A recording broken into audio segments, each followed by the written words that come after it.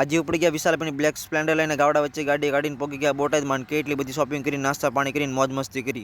તો જય દ્વારકાધીશ ડારાની આજના આપણા બચપનના યાર એટલે કે વિશાલભાઈ ફૌજી આપણે રજા ઉપર આવ્યા હતા ને કે હાલ બોટાદ બાજુ તો ઉપડી ગયા બોટાદ બાજુ. એમ તો ગાડી રોડ ઉપર ચડેલા તરસી થાય એટલે ગાડીને થોડુંક 100 રૂપિયાનો સાંડલો કરી નાખ્યો. 100 રૂપિયાનો સાંડલો થઈ ગયો એટલે ઉપડી સીધા બોટાદ બાજુ. બસ નવરાત્રી ચાલુ થોડાક દી આવું વાતાવરણ રહે તો બસ મજા જ. પછી મિત્રો ટણણ કરતા આપણે પોગી ગયા સીધા દાદાના ધામમાં એટલે કે સાળીપુર પોગી ગયા એટલે દર્શન તો કરીને ઉપડી ગયા સીધા પાછા બોટાદ સાઈડ. તે પગે ગાવડા રસ્તા ઉપર હતા ઘડીક ઉભા રહ્યા અને પછી સાઈડ કાપીને આગળ વી અને પછી રોડ તો ખાલી એટલે પછી હું વિશાલભાઈ હિતરે કાંટો પોગાડ્યો અને ગાડી ભગાડી ઓ બાઈકી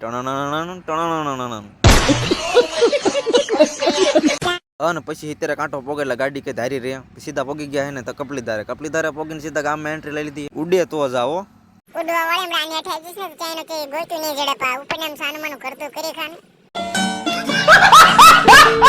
પછી હું બોટાદનું ટ્રાફિક ઝોન ધીમે ગાડી આંકીને સીધા પોગી ગયા ટ્રાફિક સિગ્નલ ખુલ્યું ને ભગાડી ગાડીને પોગી ગયા સીધા ટાવર અને પછી અમારા ફૌજીભાઈ ગાડી પાર્કિંગ કરીને આપણે પોગી ગયા છીએ કપડાં લેવા માટે મોલમાં. ઘણી દુકાન જોઈ પણ કપડા મજા ન આવી. સીધા પગે ગબ્બરમાં પોગીને 2 જોડી કપડા ફાઇનલ કર્યા. પછી આપણે લઈ લીધા કપડા લઈને ઉપડી ગયા સીધા આપણા ઘર સાઈડ. ત્યાંથી પોગ્યા લાગી ગઈ ભૂખ તો નાસ્તો કરી લીધો. મસ્ત મજાનો નાસ્તો કરી લીધો અને વચમાં આવી ગયું દાદાનું ધામ તો દાદાના દર્શન કરવા પડે. દાદાના દર્શન કરી આવ્યા મસ્ત મજાના. અને પછી આજનો વ્લોગ આટલો જ. જો તમને મારો વ્લોગ ગમ્યો તો લાઈક શેર સબસ્ક્રાઇબ કરવાનું ભૂલતા નહીં. મળે પછી એક નવા વ્લોગ સાથે બધાને જય દ્વારકાધીશ.